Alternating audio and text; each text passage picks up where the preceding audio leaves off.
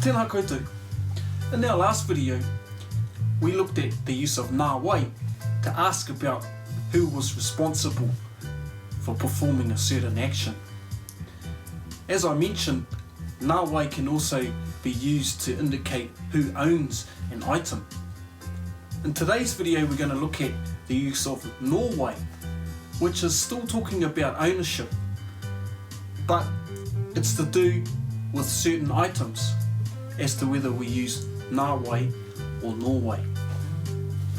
Put quite simply, if you live in it, sleep in it, wear it, drive around in it, if it's a person who is senior to you, feelings, emotions, parts of anything, they all come under the all category. For small movable items which you are in direct control of, use the a category.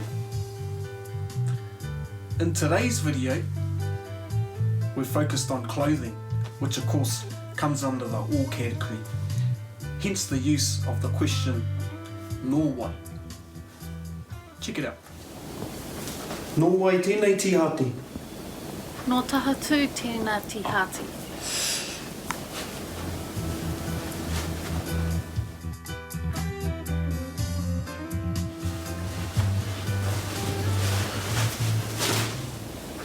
Nō wai ēnei tarau.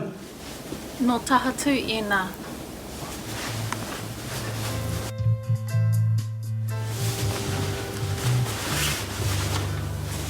Nō wai ēnei tarau poto. Nō wai marino ēnā.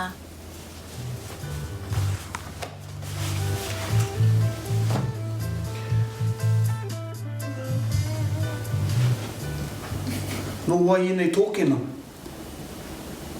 Nō karani mā. Nō wai ēnei tarau. Nō. Ha! Nōku.